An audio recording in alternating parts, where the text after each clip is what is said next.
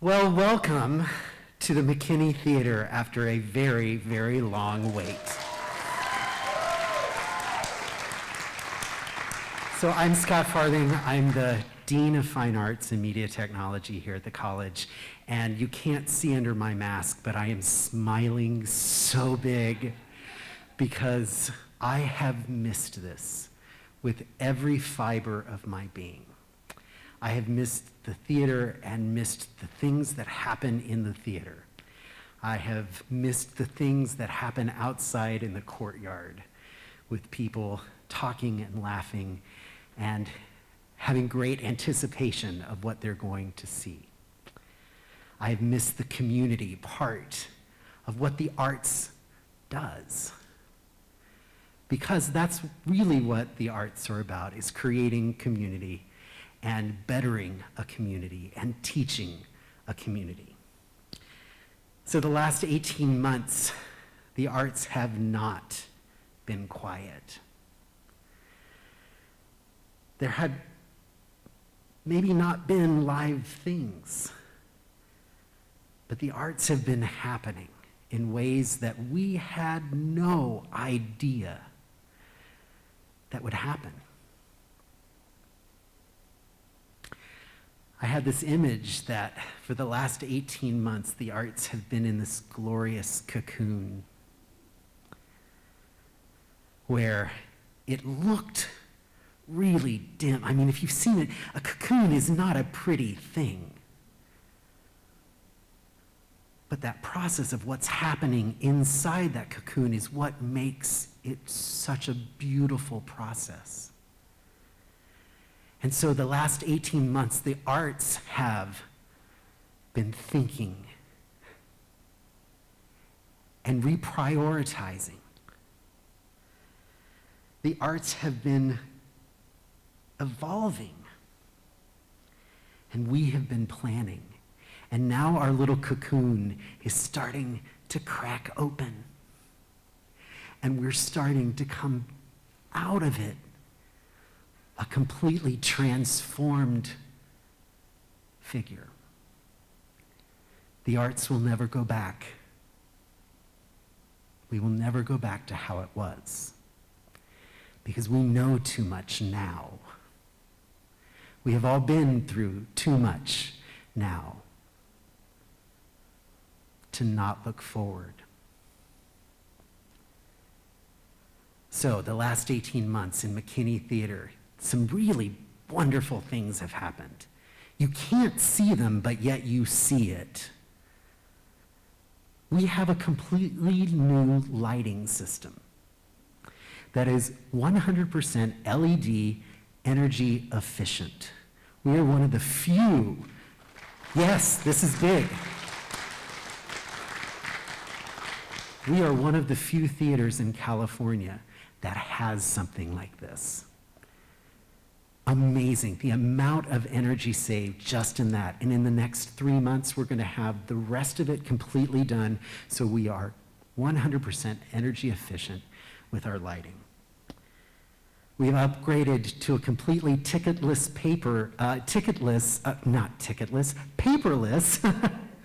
paperless ticketing system. So now when you come to a concert, you just have to give us your name and we will check you in on an iPad. No more tickets, no more wasting, printing it off and us printing this. We're not going to be wasting paper like that. How silly. Then on top of that, our programs are going to be completely paperless as well, so that you can just, and there's your program, and we have not wasted a tree.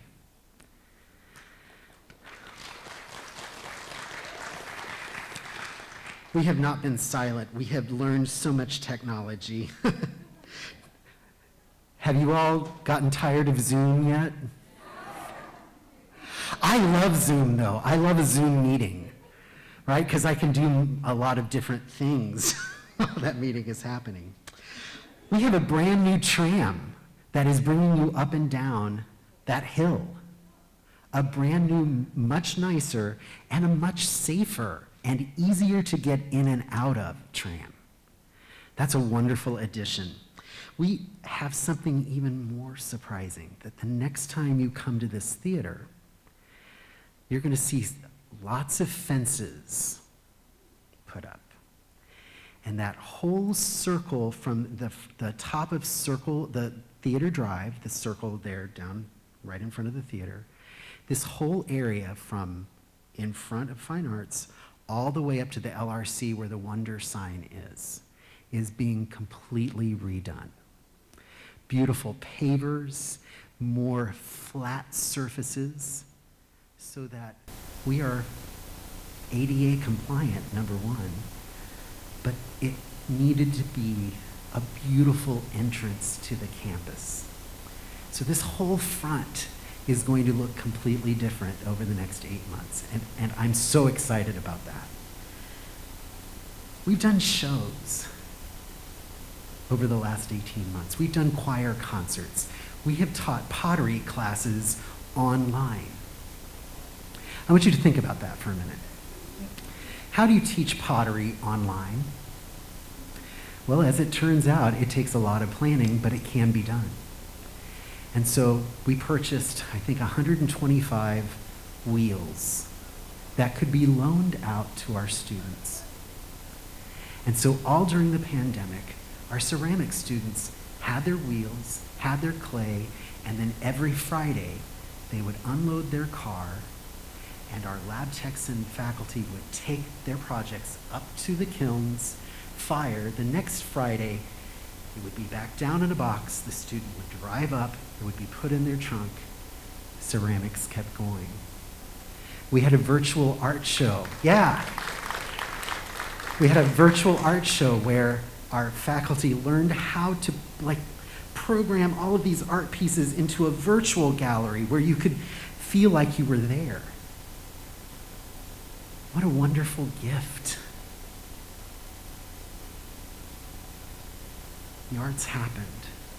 Our dancers, our dance program, did full concerts, never being in the same room at the same time.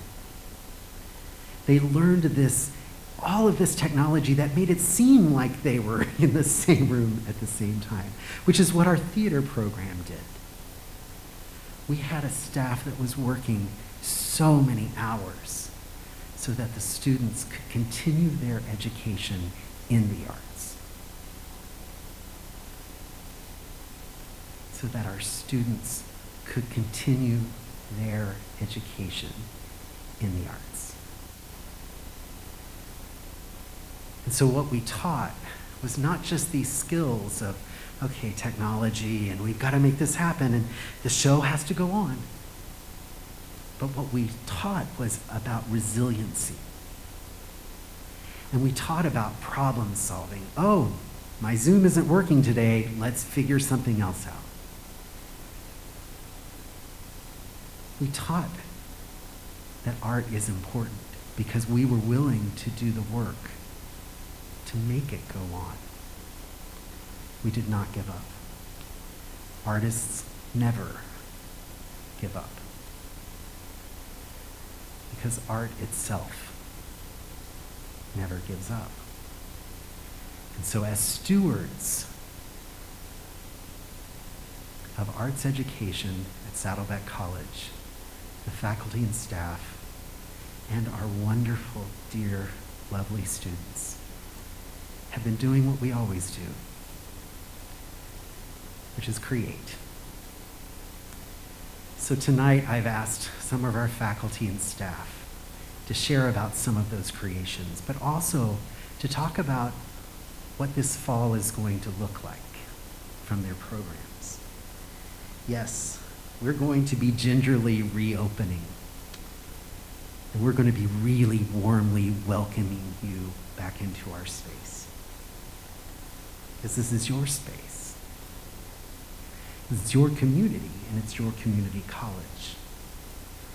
We are even hosting a 2-day Day of the Dead celebration with food trucks and mariachi bands and dance troupes and sugar skulls and altars. We're doing altars for the entire college up and down this sidewalk. I'm so excited about that because we've not done as a college one big thing for the community, and we expect you there, please.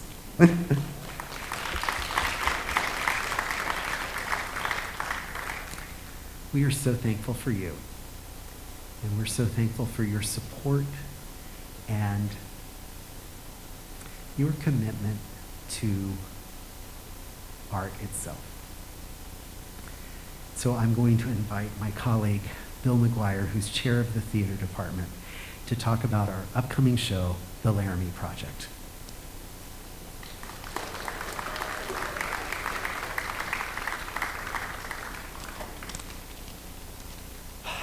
Holy cow. Hi. It's unbelievable to be able to stand here and see people in the audience. I just have to say that it's been a long time. I do want to talk about the Laramie Project, but before I do, Scott talked about how we got through the last 18 months. And I have to tell you, we could not have gotten through the last 18 months without the people that work here every day in the theater and work here through the pandemic and making the shows happen, made the shows happen that would not have happened without them. Elliot Kling, our box office manager, who had to transform how we sell tickets when we don't have patrons. What do we do? How do we do this?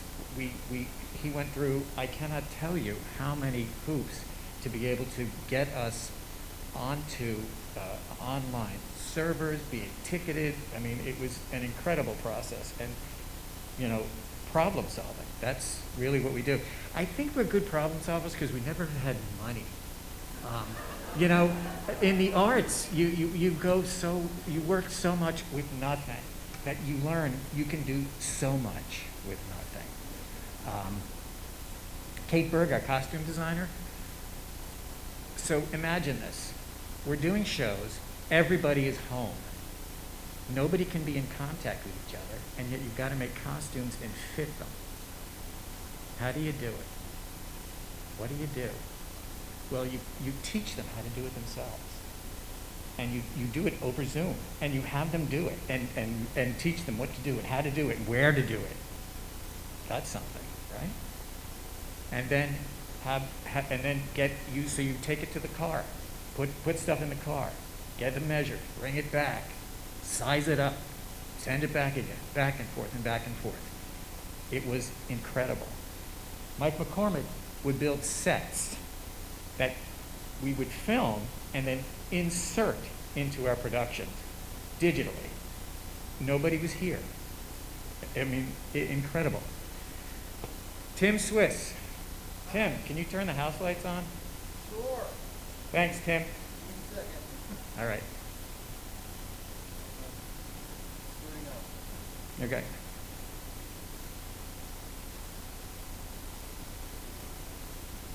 Here we go. Thank you. I just want to get a picture of everybody. Thank you. You turn them off again. This is, I mean, this is incredible. Tim Swiss is our lighting designer. Everything that you see here, Tim does. Tim does all the lights, right? Tim Swiss also learned how to operate and run the vMix system, which allowed us to do shows online. Everything was filmed and digitally inserted so that it looked like people were standing there and talking to each other. I can remember watching Rosencrantz and Guildenstern Are Dead with my in-laws, who could not understand that these people were actually at home doing this and not anywhere near the other actors, because it looked like they were standing there talking to each other. And that's possible because of Tim Swiss, who is our lighting designer and resident tech genius.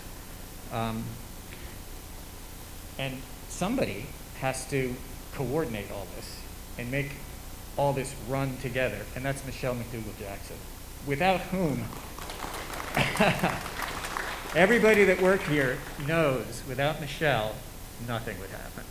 It would just, because to be able to juggle every single ball that is up in the air at all times, that's what Michelle does. And I have to say, Scott, I have to thank you from the bottom of my heart, because this place would have fallen apart without Scott. Scott is a new dean here.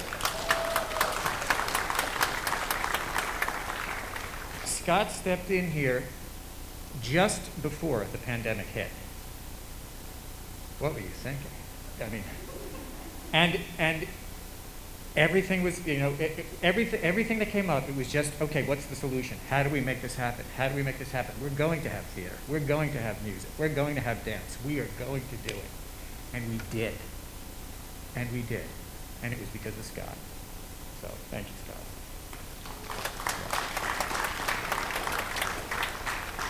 So we have two shows. We have two shows coming up this season that we're very excited about. I'll talk about the second one first, because I just want to talk about it briefly, and then I want to talk about the one that'll be here in this space. The second one is a devised piece of theater, which means the actors and the director are going to work on it together and build a show, which has become a very popular way of working. And the interesting thing to me about this particular production is that the woman who is directing it was a student here.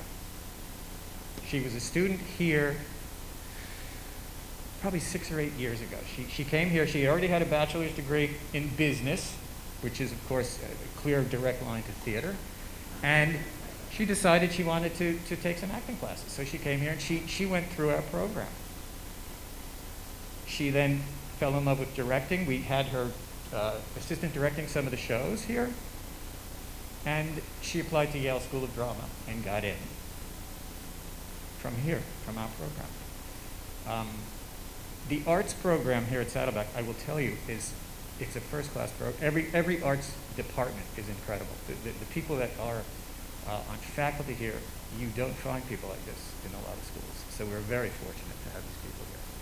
So Shadi was working in New York, and the pandemic hit. She had 6 shows lined up, and they all went away. So I called her. I said, hey, you want to do a show online? She said, okay.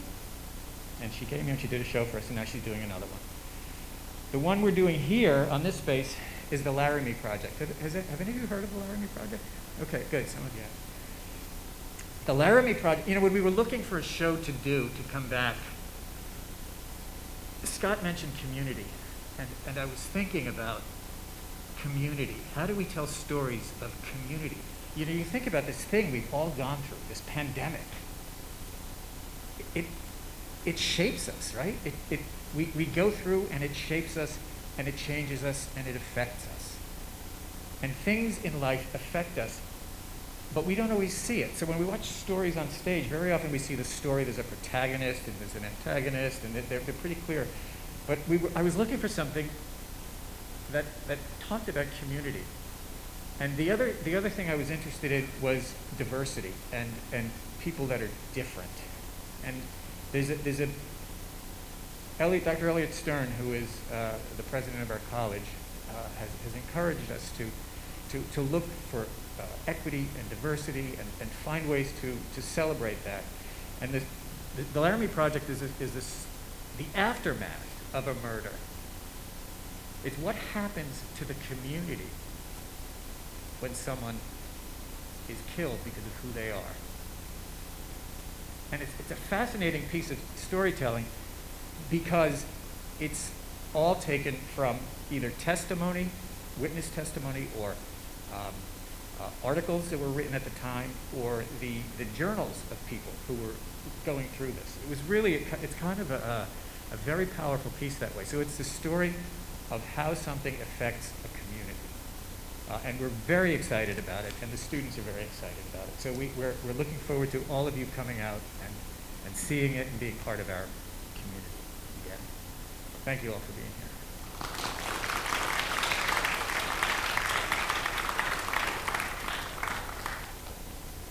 Good evening, everybody. I'm Deidre Kavazi, and I'm the dance department chair.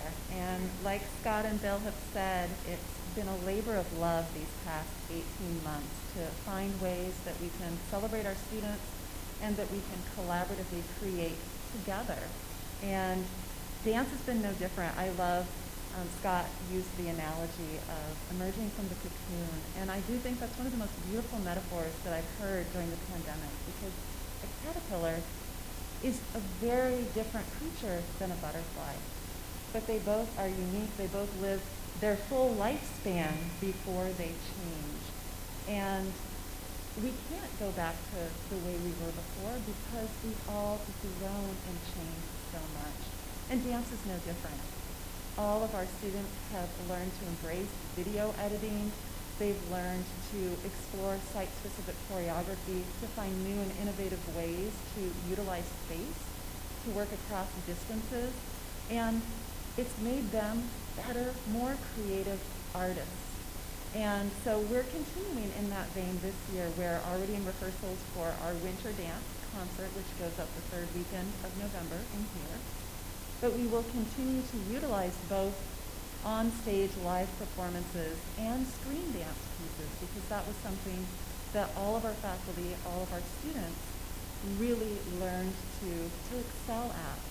So rather than talk, I thought I would show you a little bit. So here's a little montage that includes both some stage pieces that we've recently done and a selection of screen dance pieces throughout this last 18 months. You'll see a bit pre-pandemic and then all the stuff that we have done during. And we cannot wait to be back on the stage, come back on the screen, continuing to share with you this semester. So hope to see you in the audience.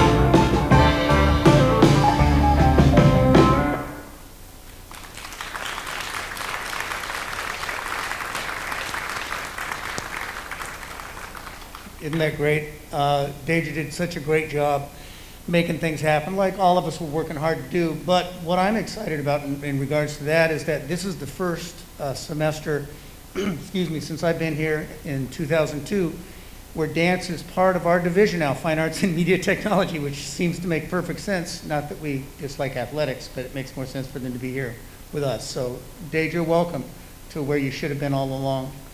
I'm Joey Sellers. I'm the Director of Jazz Studies, and I'm co-chair of the music department with, as Bill said, we're lucky to have great colleagues and students here. My co-chair is one of my favorite people, Dr. Ariel Alexander, who's in charge of the commercial music program. This is kind of exciting for me to be on the McKinney Theater stage and looking at human beings in the audience, because we've done a lot of things here over the past year and a half, where it would me and the jazz faculty, me and Dr. Farthing playing some duo, me and Adam Bravo playing a Christmas concert duo. And I can't tell you how weird it is if you get to the end of a song where you really feel like you're playing good and it's just like absolute silence. And not for the other people I'd like to thank who were with us through all of this, who were really important, were our colleagues in the CTVR. Scott Green, very important, with Matt Brodet and Randy. What's Randy's last name? It's facing Van Dyke, yeah. And those guys, man, they were definitely doing some serious work, and I just would like to publicly acknowledge them, because they were taking what we were doing here and making it possible for you to view at home, which is the only way we could stay connected with y'all at that time. So for me, just to be even standing here, I asked Michelle if I could play the trombone a little bit for you, because I wanted to perform in front of a live audience in the McKinney Theater. And I brought it in, and then I saw Scott talking, and I realized he may not let me because we're not supposed to play indoors, even though I have a bell cover and I could stand way over here. Nope, didn't think so. Michelle, the only thing that, Scott says don't make him the bad guy.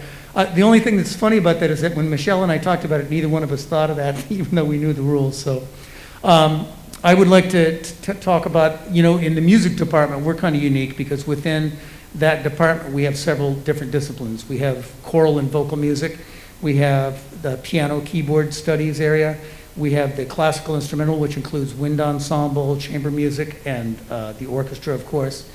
And then jazz studies, which includes some subcategories of big band, jazz, lab ensemble, and combos.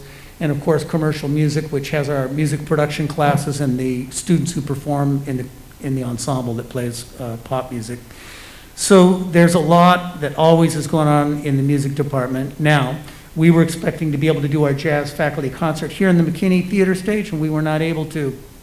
But we're not letting things defeat us, and this is largely, as a result of Dr. Farthing's leadership as the dean of this division. We decided, are we still going to try to do this if we have to rehearse ensembles outside? And we had our jazz faculty concert the second Monday of the semester, like we always do. Instead of having it here with you guys inside, we had it outside there, right where the kids were performing with me tonight. And I'll tell you, it was just lovely, and it's because of you guys. I want you guys to realize how important you are to the equation for us as performers, because that night that the faculty played, I finally felt what was missing for the last year and a half. So can you guys please give yourselves a hand, because you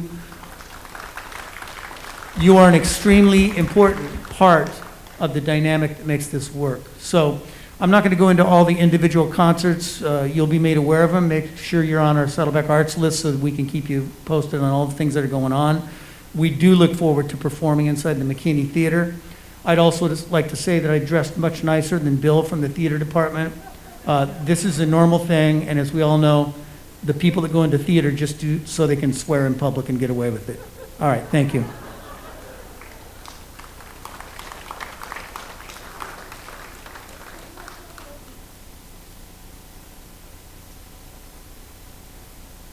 Good evening, everyone. My name is Scott Ferguson Green.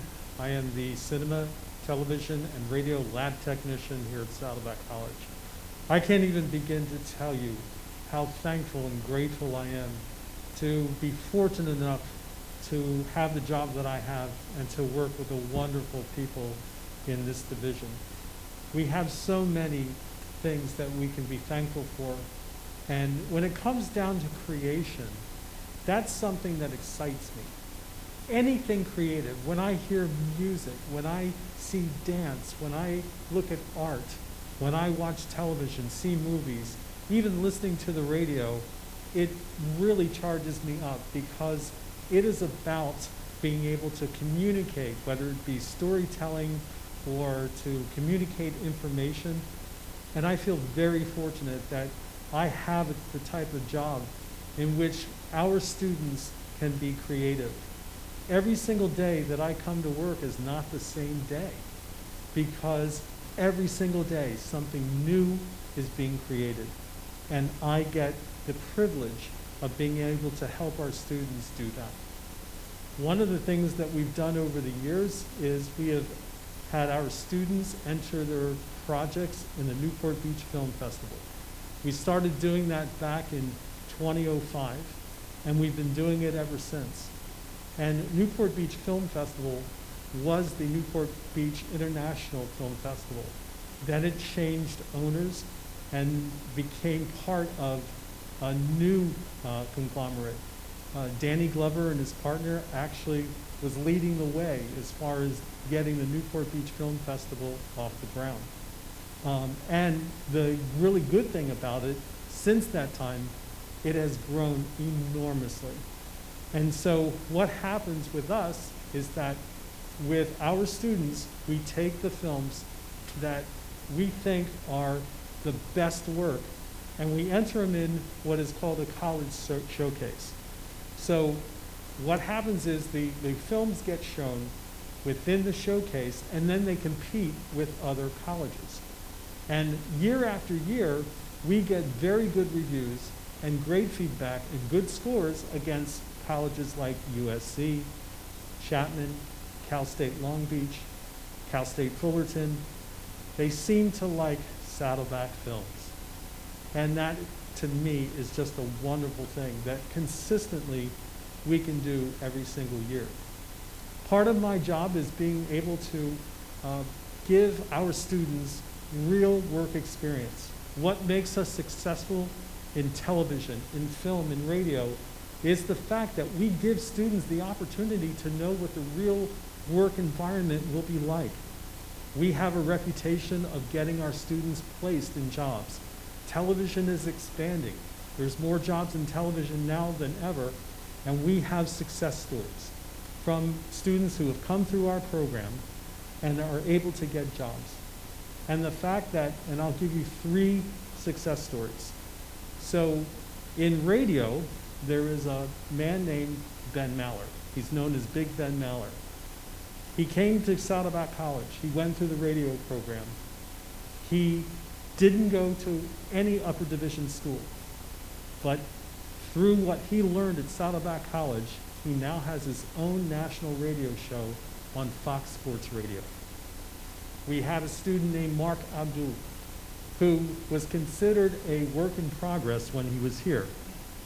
Now, having said that, everyone really tried to make him successful because he knew what he wanted. He just didn't know how to articulate that with the talent that he had. He now has sitting on his mantle a television Emmy. 10 years ago, a little bit more than 10 years ago, there was a student who came to Saddleback College. She also went to Irvine Valley College. And she was rather a quiet student. But the faculty and staff worked with her, and of course there was some sort of encouragement that she must have taken in. Because after she left Saddleback College and going through our program, she did go to upper division. Well, a couple of years ago, she just received the Oscar for the film, period, end of sentence. Her name is Reka Zibtachi. And you have to actually be so much where you're supporting the students that they feel as if that they have some sort of direction, because a lot of students don't really know what they want with the talent that they have. They just need to hone it in and try to find what direction they can go into. And in essence, sometimes they find what direction they go into. And I feel fortunate that I have that opportunity to do so. So with what you're going to be seeing tonight are 3 films that were made under the pandemic. One thing that came out of the pandemic was the fact that you had to find some creative ways to tell a story. And these 3 films, 2 were film projects, 1 was a television project. They actually are going to be shown at the Saddleback College Showcase at the Newport Beach Film Festival in October. They all did this under the conditions of the pandemic. And one of the things that I really enjoy about the 3 short films that you're going to see is that they all were created and directed by women.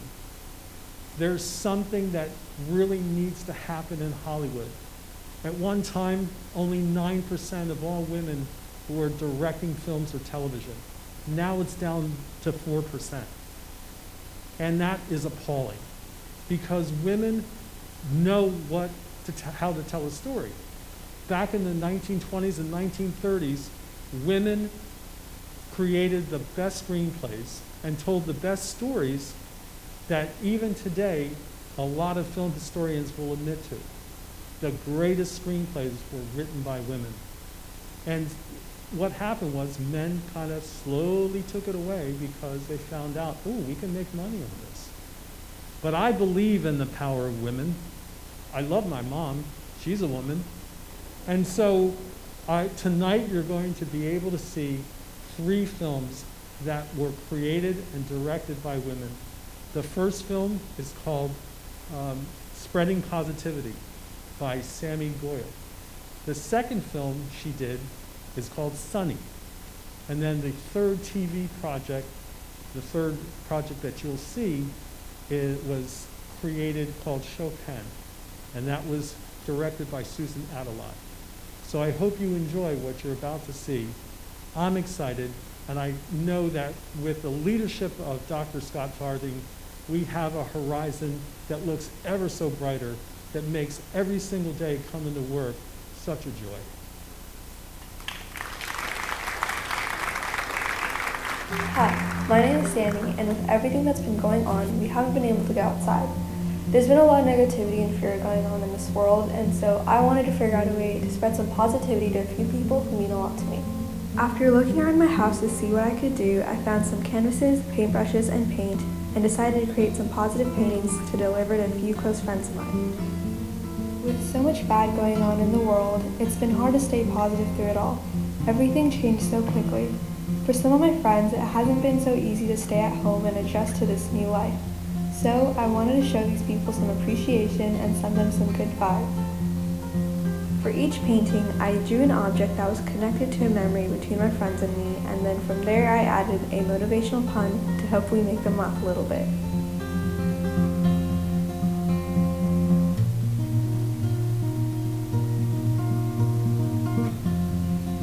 It was really fun to make all these paintings, and I made a total of 9, which took about 7 hours. After I was done with each painting, I made sure to sanitize them and keep them very clean, and then I went off to deliver my paintings. Because of social distancing, I had to be really careful, so I wore gloves and I made sure to sanitize my hands, the gloves, the camera, and the tripod before and after each delivery. When I got to my friend's doorsteps with the paintings, I dropped it off at the doorstep, and then I walked more than 6 feet away and then called them to come outside. Oh, you made Sammy! No, what?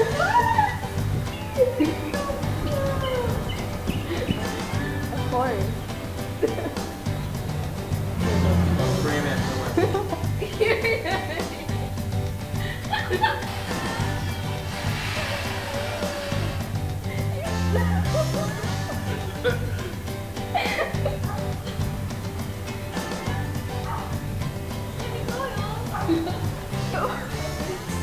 I love you. Thanks, me. It was really nice to see everyone and hopefully bring them a little joy. These people have been there for me for the past couple of years and really do mean a lot to me. Quarantine just happened so quickly, and with all the bad news going on and events being canceled, it's just been hard on everyone. So I just wanted to send a little reminder to stay positive and to just think about the good things that are still there and to celebrate the good things that are still there.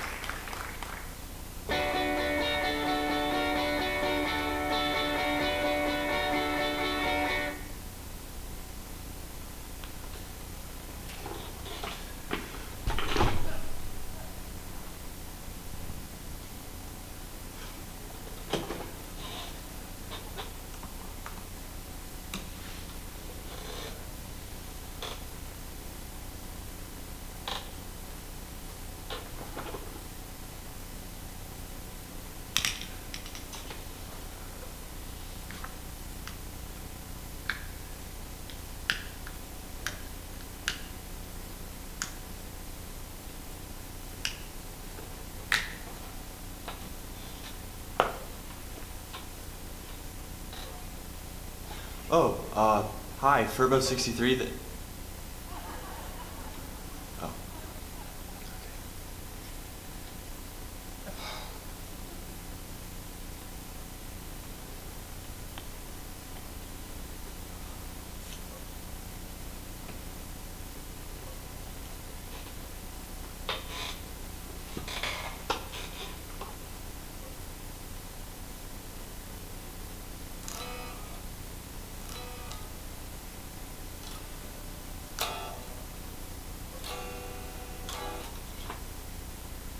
Uh, can I play a song? I don't really know any, but I'm kind of working on something.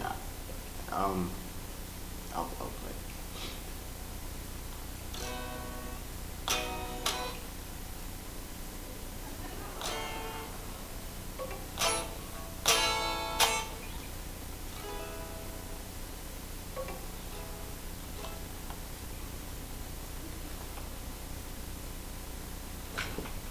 Yeah, so last March, I dropped out of college and then I moved to California. Like, it was just really hard living with a family that didn't support me. Well, my grandpa always supported me, but my family didn't. He was really nice to me, but after he passed, it's been kind of hard. Yeah. No, he actually gave me this. 16th birthday.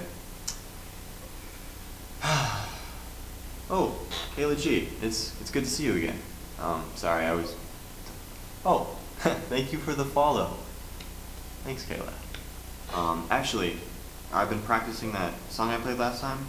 I want to show you.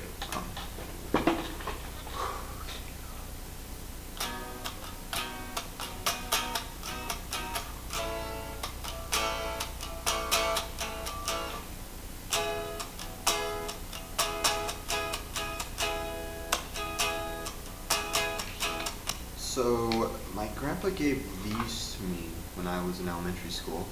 I don't know if you can see, but it's a steel penny. It's pretty cool. And the reason why they made these was because during World War II, they needed copper for the bullets and stuff, so they stopped using it in the pennies and they switched it with steel, which I find pretty fascinating. I'll show you the rest later.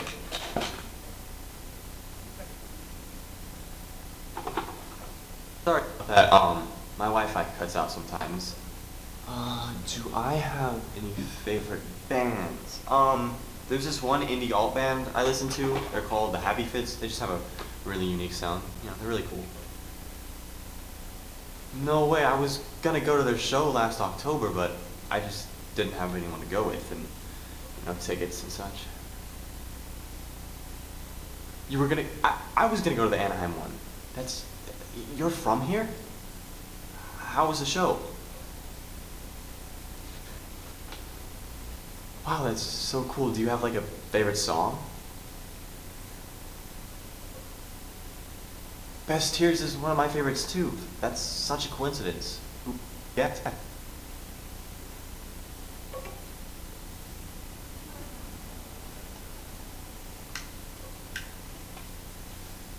Oh, hey, sorry, my Wi-Fi went out last time.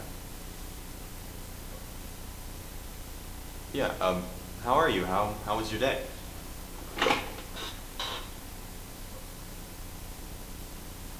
Oh, I'm sorry to hear that. Is everyone okay? Are you okay?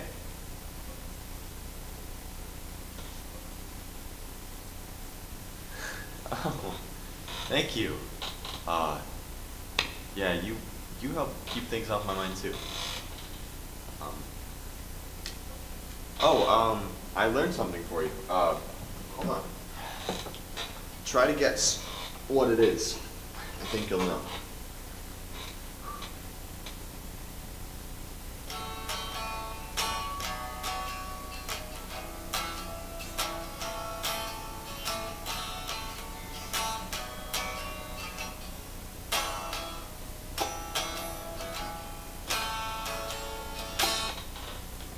Yeah. Sorry, I'm a little rusty, but I could teach you if only if you wanted to, but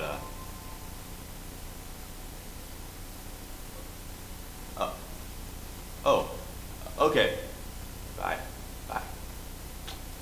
So, how are things with you and your family? I mean, if you would ever want to talk about it, I'm here. With my family, I mean, we don't talk, so it's okay. It's whatever. Oh, I did. But do you know anything about tickets? Sold out? Oh, that's a bummer. That sucks.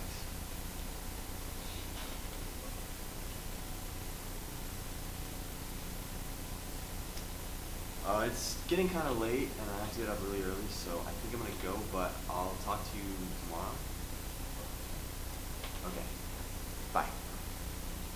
Hey. How are you? I'm good. I actually have something to show you. I know they were sold out, but I managed to get one of the premium tickets for the Habitat show. Yeah, actually, I got 2, and I was wondering if you'd want to go with me.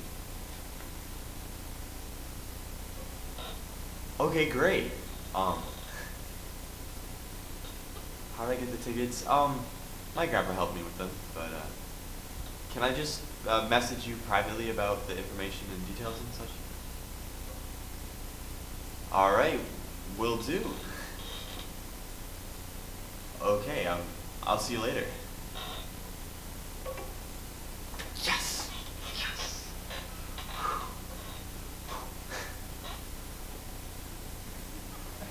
Catfish? Kayla is not the type to catfish me. Huh.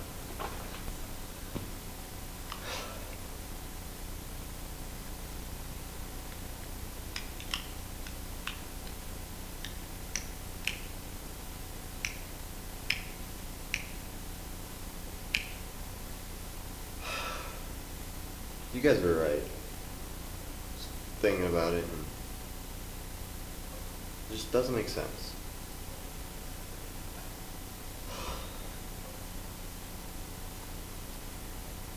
No, I don't think she's gonna kill me. It's just, it's hard to believe.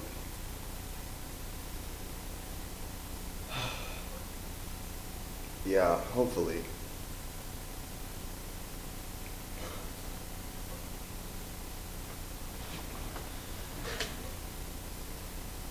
Yeah, see you at 5.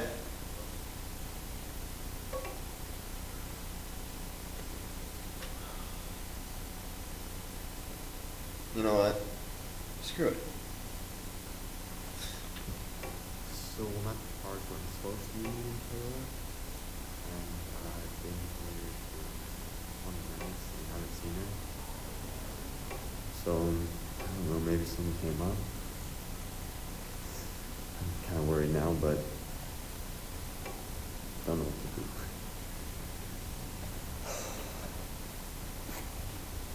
Sunny? Hey. Shoot for the moon, dear. Straight face, stay grounded beneath. Though you're the same here.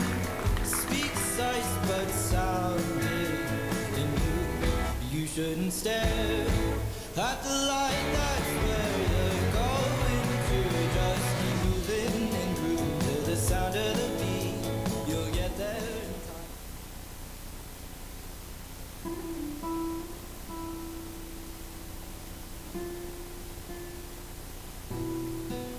Food. It offers us nourishment, but it can also bring joy.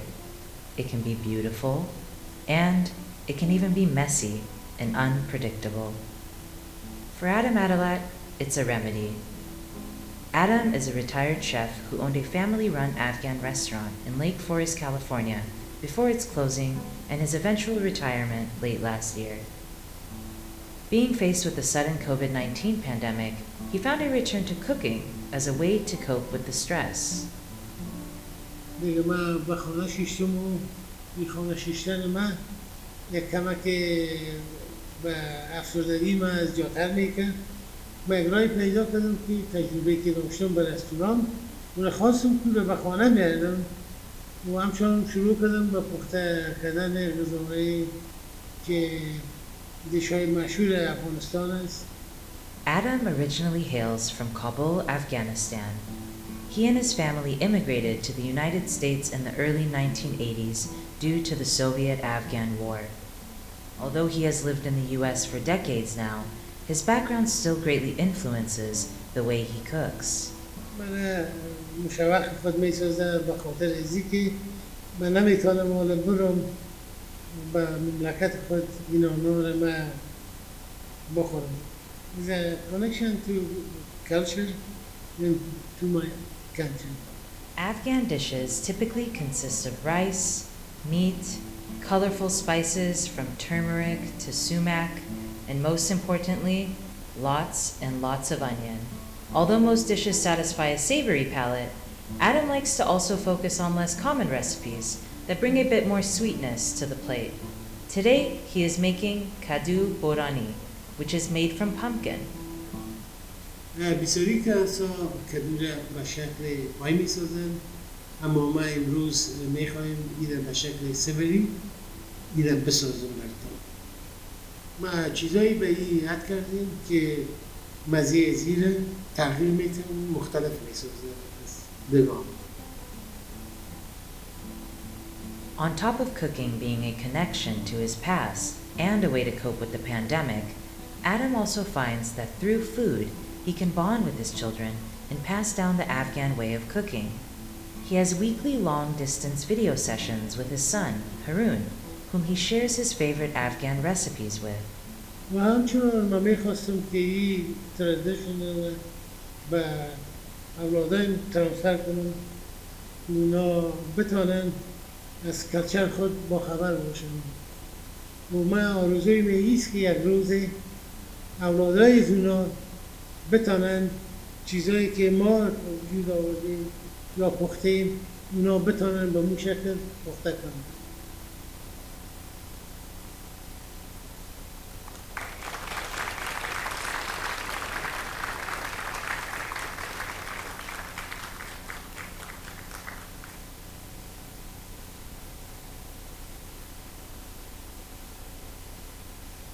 Hard to follow that. Those are really beautiful stories. All the theater folk, all the performers, they're really comfortable on the stage, but I am not. Just a FYI. I'm more comfortable in a studio space. But tonight I was asked to kind of talk about the gallery. My name is Barbara Holmes, and I teach in the art department in the kind of sculpture and 3D area. And then I also coordinate and curate the gallery here in our art department. I want to talk about what we're doing this semester, but before I do that, if you could show the first slide, I wanted to talk a little bit about kind of my experience to art. And when I was 18 and going to a community college, OCC actually. And it was my first semester in an art class, and it was 2D design and color theory. And our faculty member took the time to get us on a bus on a Saturday, no less, and haul us down to LA to go to the Geffen. It was called the Temporary Contemporary at the time. But now it's the Geffen and it's part of the MoCA Museum. But there were two pieces there that kind of changed my life. And just on that field trip, you know, prior to that, my experience with art was pretty minimal. It was my first art class out of high school. And then my exposure to contemporary art practice was zero. So to go to the Geffen, which was showing more cutting edge contemporary work, I was able to witness these two works. And this first one is by Ed and Nancy Keenholz, Sully 17. And it's a mixed media construction, more of an installation, where you walk up to this doorway and you're presented with this scene. And this had a huge emotional impact on me, because you're getting this voyeuristic glimpse into somebody's life, and that of an aging individual, somebody maybe in solitary despair a little bit. So for me, it kind of conjured up a lot of emotion, and it caused me to have a lot of empathy, a little bit of fear, but a lot of questions about our society and how it considers its elderly and our aging populations. And I think those are things that are very close to us that we've experienced in the last year. And the next one I saw, go to the next slide, please. I walked around the corner and I was confronted with this. And it just put a big question mark in my mind. Because I was looking at something, I didn't understand what I was seeing. I didn't understand if it was renovations going on in the museum, or was this actually an artwork? And it turns out it was Chris Burden, may he rest in peace. We lost him a couple years ago. And he was doing this kind of more of an installation, but kind of an intervention of sorts to the building. And this piece is called Exposing the Foundation of the Museum. And I first saw it in 1986 when he first did it, and then they showed it. I had the opportunity to see this piece again when I returned with my students, and they were having their 30-year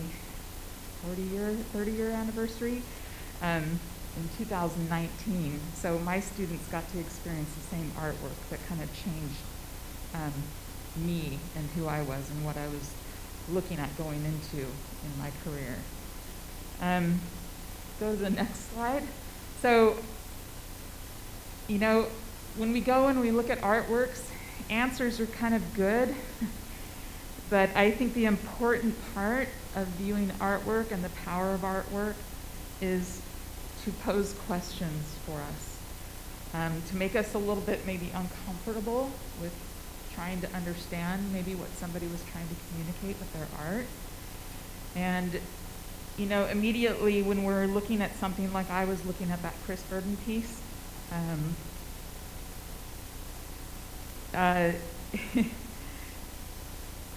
we're confronted maybe, or we're thinking, or we're, I don't understand what I'm looking at, right? Is this art? I think those questions are really important, because as soon as we're looking at something that we don't quite understand, we might say, I don't think that's art. Or the second we say, that's not art to me, we kind of have to confront ourselves with the question, well, what is art? And what can it do? So I think the questions are good. And go to the next slide, please. I think art at its best should ignite the imagination and examine value systems, embrace a healthy skepticism, promote tolerance, and broaden our individual awareness. So I think art at its best is kind of posing questions to us that maybe challenge us individually or challenge the status quo. Maybe they have us think differently about the world and the possibilities of our existence on this planet together. These shared stories and experiences, and how individuals express those and communicate them to us is really important to us as artists. And I think the upcoming exhibition that will open on Friday next week, but you all get a sneak peek tonight. It's a collaborative team and a duo, so They have been working together for 6 or 7 years now, and half of the works in the show were created during COVID, during the pandemic.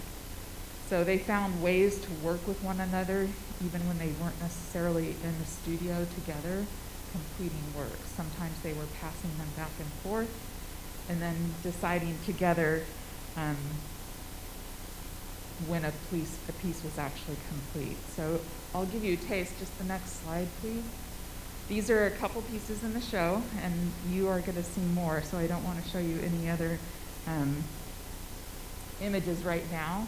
But the backstory to kind of curating this show is that I was on a trip for doing something completely in my own studio practice. I'm kind of a trained woodworker, but I am involved more with sculpture and installations myself as an artist.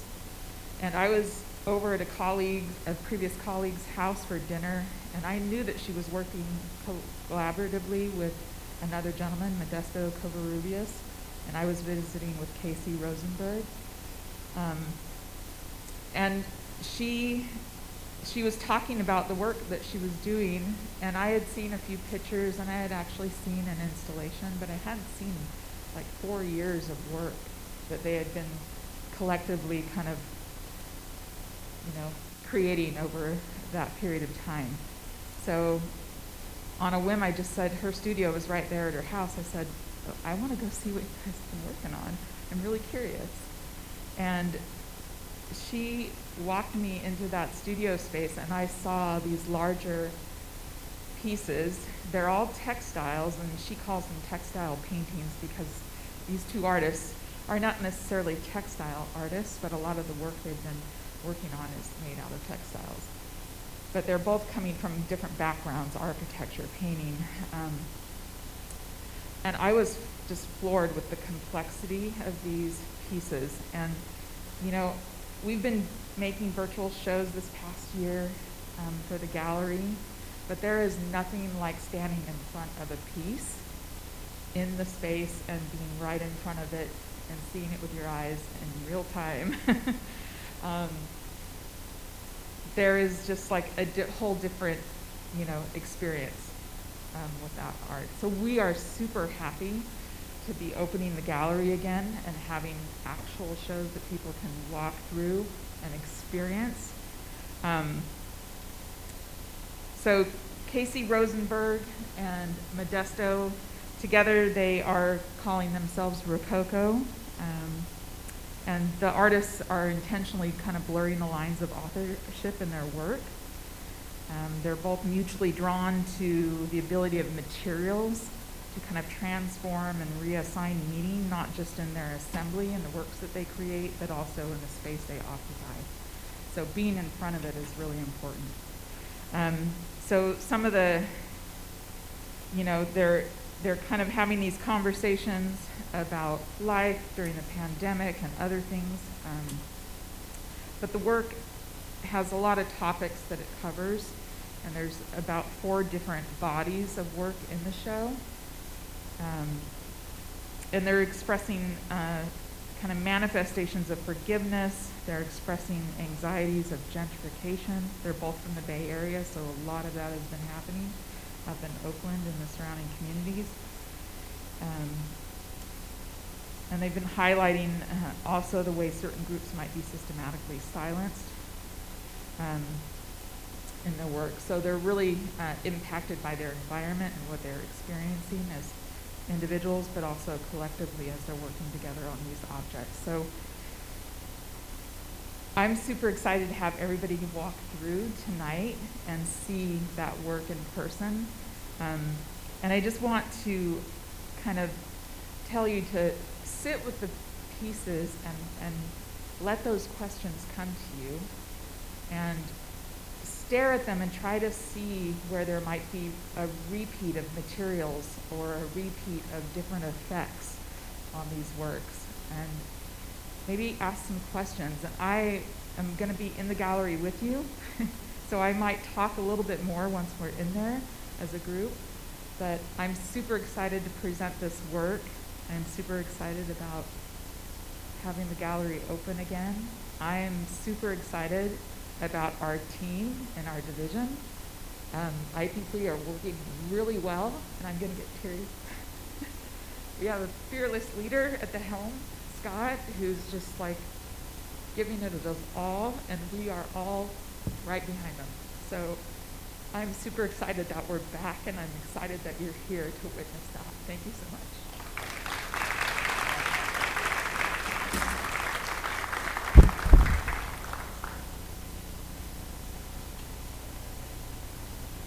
So for our last, I want to introduce our 2021 Saddleback Chamber Singers. And the choirs have been part of what has been really silenced over the last year. And the song that I wanted to do tonight now, most conductors wait until everything's perfect before they plan a performance. We've had 4 rehearsals, the brand new group, and I already love these kids so much.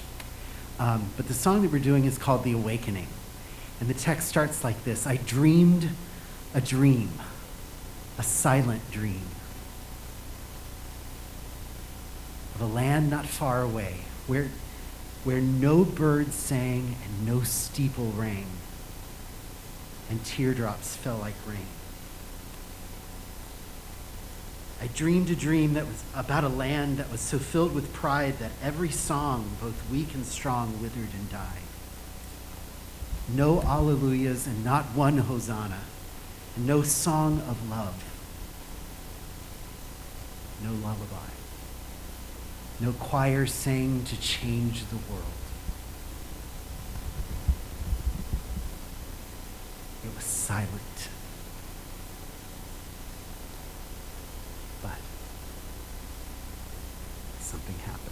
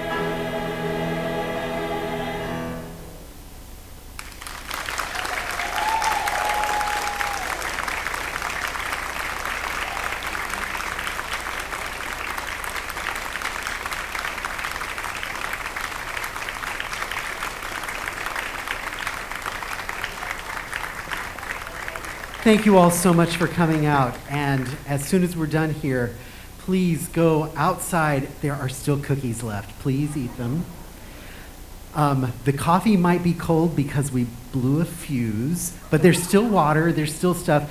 And then do not take that into the art gallery, but go into the art gallery, and you will be the first person to see Two Birds in One Stone. Thank you all so much for coming. It's so good to see you. Have a good evening.